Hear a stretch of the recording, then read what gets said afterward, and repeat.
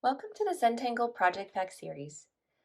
My name is Martha, and this lesson is part of Project Pack number 17. I will be using all the materials from our Project Pack 17 envelopes, you'll see here.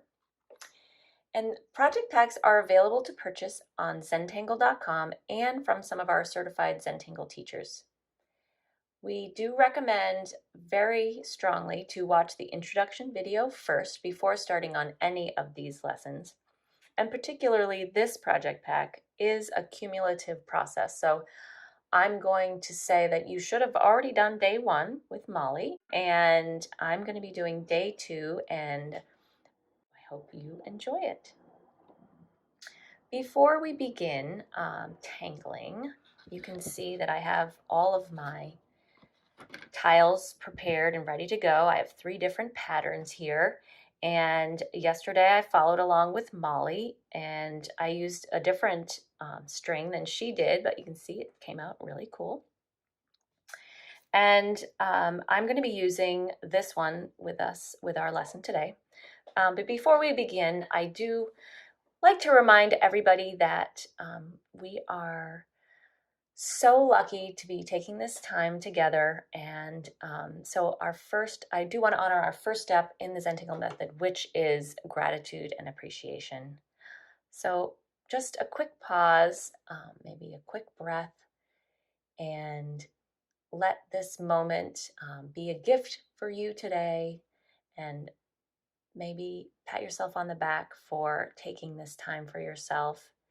And I know I'm so thankful that you've chosen to join me today. And I like to just close my eyes and take a deep breath and perhaps think about a happy memory, or even the memory of when you first learned about Zentangle and how it made you feel, that excitement that started brewing, and maybe put some of that excitement into this day of tangling and remembering where we all came from. So I'm so excited to have you join me, and here we go. I'm going to be working on this particular string, and again, your string might be different than mine, but everything's going to work out just fine. So we are going to take one tile, and I'm going to take out all of my tools and have them ready when I need them. And this is a particularly even string, but what we're going to be working on together will fit in any space that you might have as well. So I'm going to start out with my black pen that came in my project pack, black 01 pen. And we are going to be working just in the corners, just the same that Molly did. Right now we're only working in the corner. So whichever tile you are working on, you can just focus on one corner for now. And I'm going to be doing a tangle that is pretty familiar to most people, and that is called Knightsbridge. If you want me to write it on the back, I can happy to do that.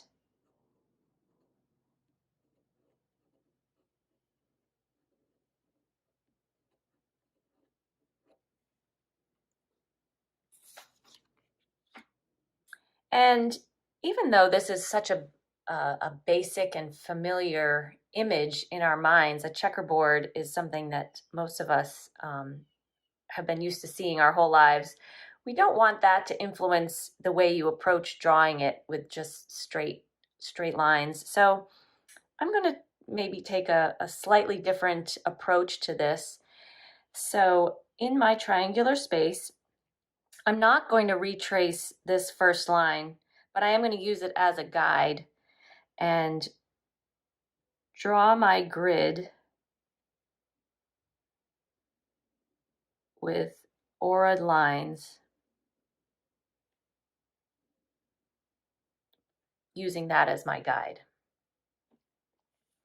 Turning my tiles slightly,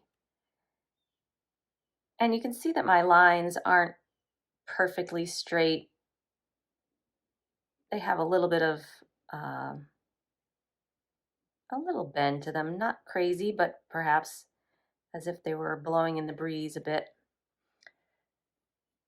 So that's our basic grid, and we are going to start filling these spaces in. I'm purposely not going to trace over that string line, so I'm wanting to draw your attention to that. No matter where you start, we're going to just fill in a square, and then we're going to work in every other square to form our knight's bridge.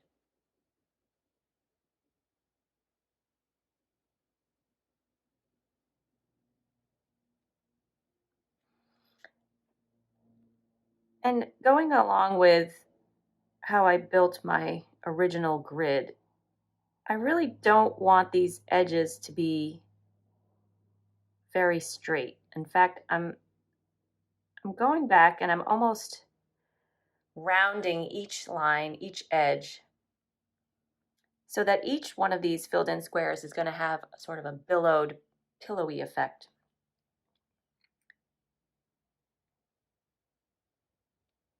Using this grid as my guide, filling in each square with deliberate strokes. I like starting a tile with a lot of ink. It's a way of really setting the tone, making your initial mark count. Rounding my lines just slightly, just ever so slightly, to give it a pillowed effect.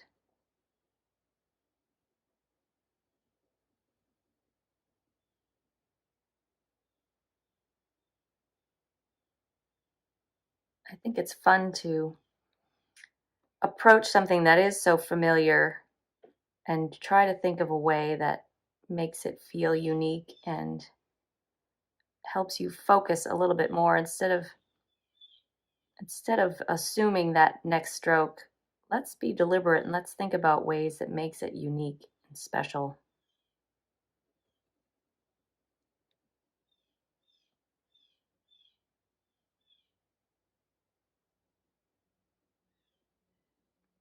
Enjoying the way that this ink is laid down.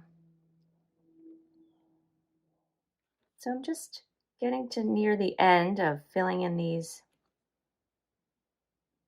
poofy little squares.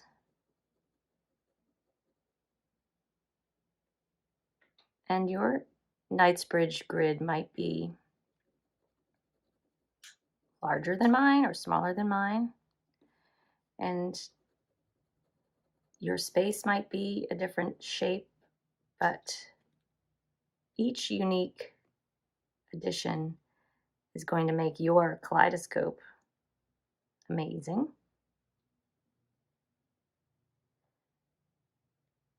All right, so I have my squares filled in, and now I'm going to do something a little bit different. And I'm going to add a feature we call Coffering. And inside each one of these squares that we didn't fill in, I'm going to put a four-sided shape. I don't really want to say square because each shape is unique to itself. It's four-sided. And just going not to the edges, just adding this little detail.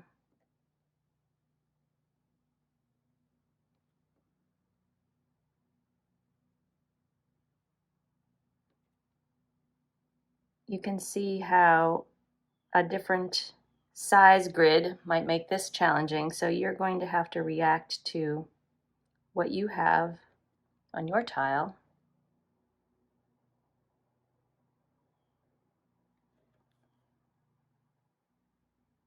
That's another reason why I chose not to outline that string on the edges. because I wanted this feature to stand on its own. So once you have your sort of inner aura four-sided shape, we're going to connect those corners like this for each one.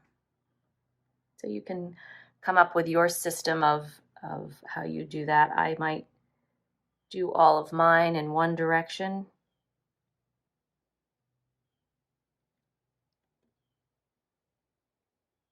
Connecting the corners.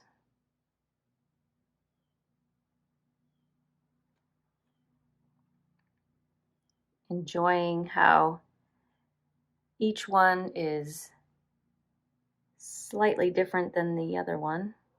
And that's what's making our Knightsbridge come alive, give it its personality.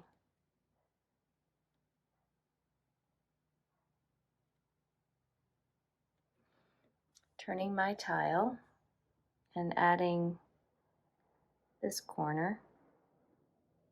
Appreciating how just a small detail changes a familiar tangle.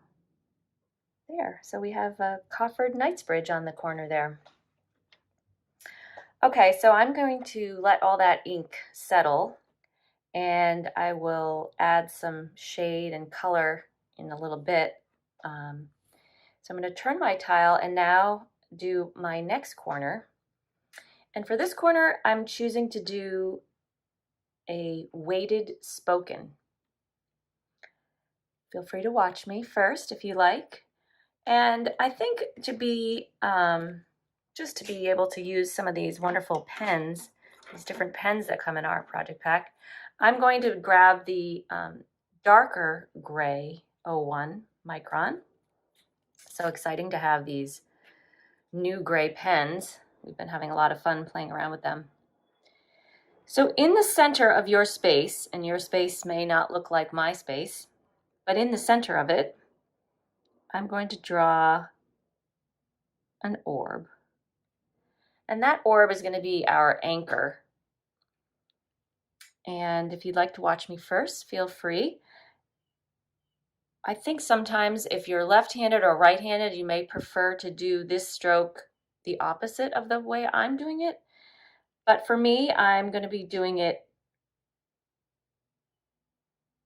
like this. So I'm going to take off and land.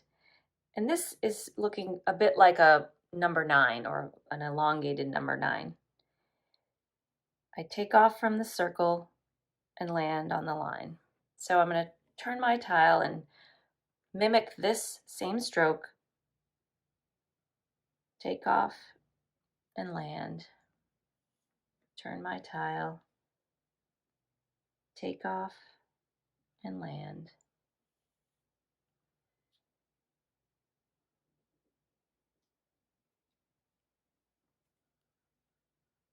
Each time I take off, I am redefining that center orb anchor. One more in here, I think.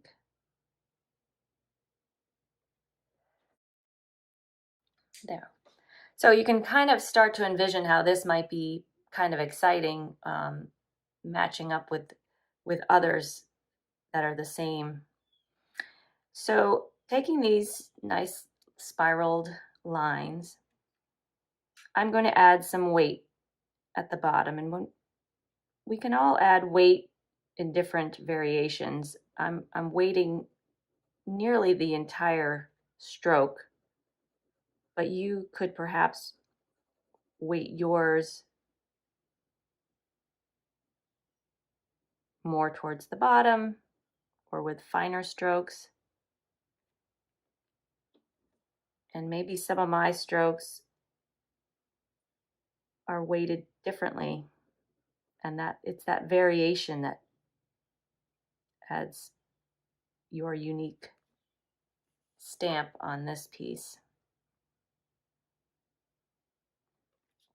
Where I have room on the edges, I'm going to borrow stroke from my last tangle and sort of pillow it out from the edge, sneaking in just a tiny bit onto the other space.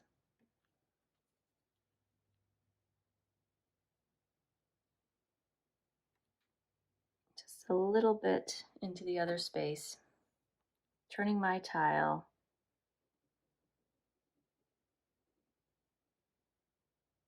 to gain the correct perspective, to help my hand feel relaxed and happy. We don't want to strain our muscles in our hands. This one's a little unique.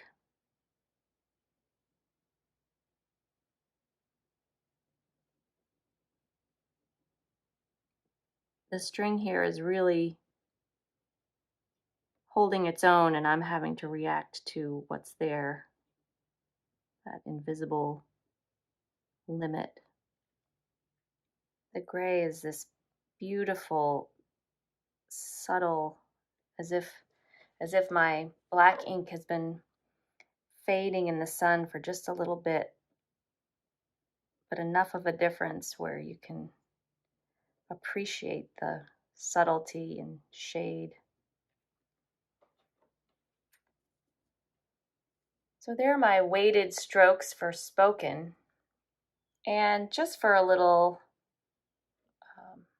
extra contrast, I'm going to pick up the lighter gray pen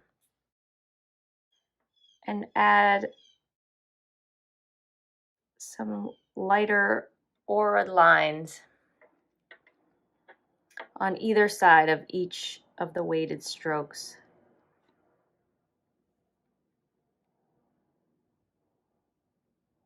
I'm using that same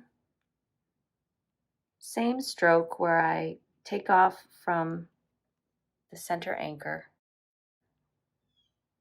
and land on the line. These lighter gray strokes just adding a little bit of dimension, a little bit of support to my original strokes. And we will let this one dry as well. And for this final section, I am going to go back to my black pen. So for my next space, we are going to do, I guess what you would refer to as one giant printemps. But because my space is angular, I'm going to have to draw my printemps with straighter lines. So treating this as one giant fragment, I'm going to start by tracing my first line,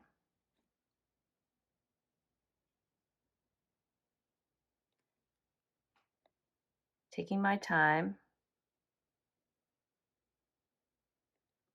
auraing the outside,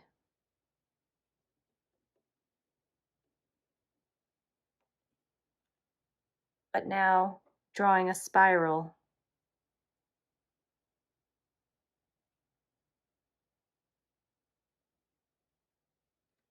with continued aura lines. My spiral is square. Yours may be triangular, or yours may be different shapes depending on your string that you're working with. I'm simply spiraling towards the center.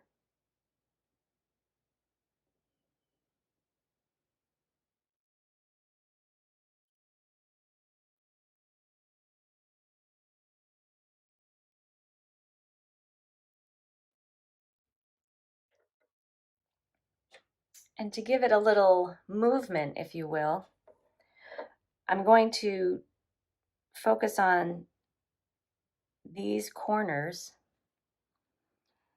and add some ink to each one. Carefully focusing on the lines that I've already drawn and rounding the edges. Rounding is a very forgiving and very fun way to revisit lines that you've already drawn. I'm going to do this same detail on the opposite side.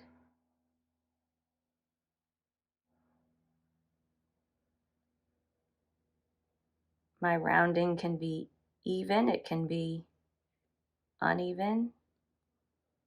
It can allow you to redraw something that doesn't look quite the way you envisioned it.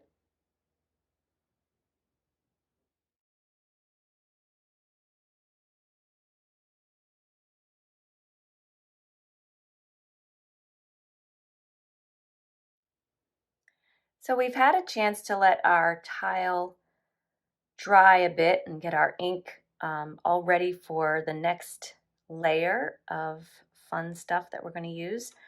I'm going to grab one of my colored pencils. I have two that came in my project pack. And I think I'll grab this scarlet red color. It's beautiful scarlet. And I'm holding this pencil on its side so that I can really take advantage of that longer, softer edge of the pencil. And on the edges of my Knightsbridge, I am going to just add some of this red. And you can see that I'm avoiding the very inky spots because there's really no need to muddy that up. Just going around the edges. And if this is the first time you are using these pastel pencils, you know, feel free to be timid if you want, and then you can always add more. So with my tortillon, that's for my red pencil, I'm going to gently smooth that into my edges. Again, I may decide to add a little more, but I want to see how this is going to look here.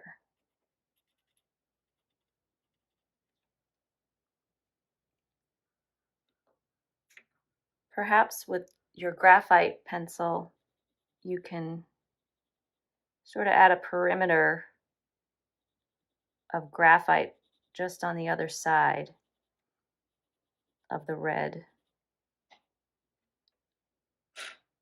And with my graphite tortillon, again, inviting it into the paper.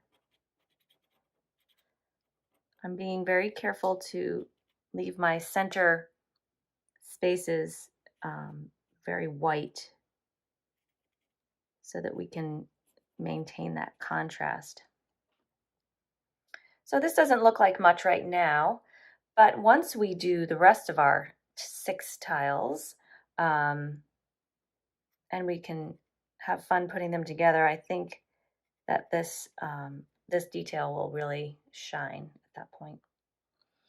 So for this spoken spiral, I'm going to use my other colored pencil, really pretty violet, and just keeping with these spirally strokes, I'm going to add violet around the center. I actually love how the violet and the gray look together. It's so pretty. So I'm adding quite a bit around the center. I'm leaving that anchor circle, that anchor orb, all alone there. And smoothing my violet color, spiraling out.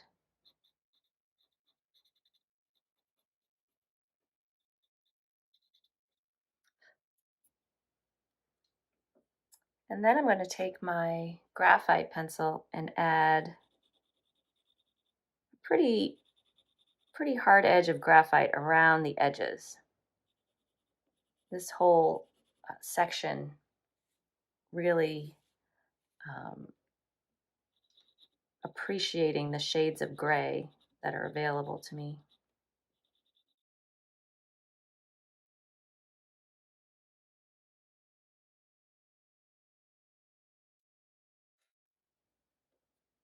And with my gray tortillon, spreading that out, and really trying to leave white space also. Actually, just add graphite over these rounded corners.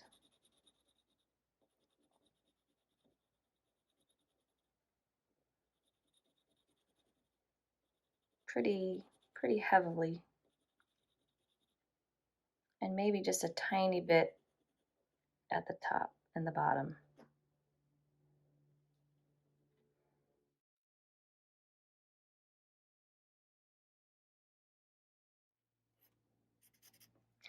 There. So now, you guessed it, you got your work cut out for you. We've got to start filling in the rest of our tiles with these same 3 tangles. And then we get to play around with how much fun the kaleidoscoping effect is with our work.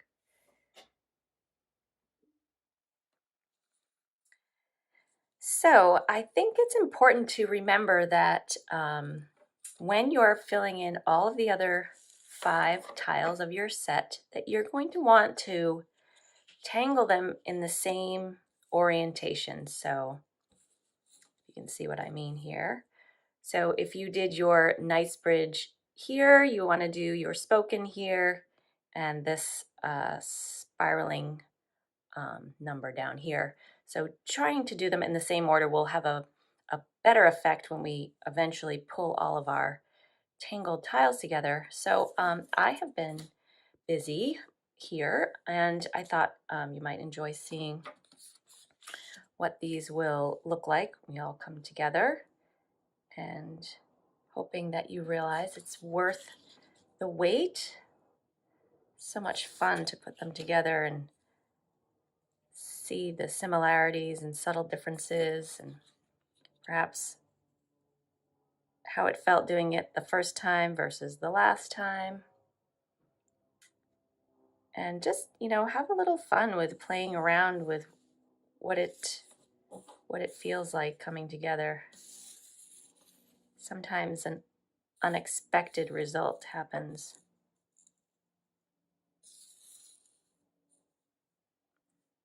Isn't that cool? And remember that we've just set down the base layer here, and later on in the series we're going to be working on these middle spaces, leftover spaces, so you can start to imagine the masterpiece that is unfolding here. So thank you so much for joining me, and I am really looking forward to seeing how this whole project progresses and seeing your work on our app. Thank you for joining me. Have a great day. And before we go, let's take a look at the progress on our sort of alternative project we had going with the larger piece for those people that were kind of working in a different way. So after these first 2 days, we have all of our tangles put in here. It's sort of crazy quilty and looking very cool. So for those of you that are working just on one piece instead of the 3Z tiles, I hope you have something cool going on there too. Great work. See you soon. Bye-bye.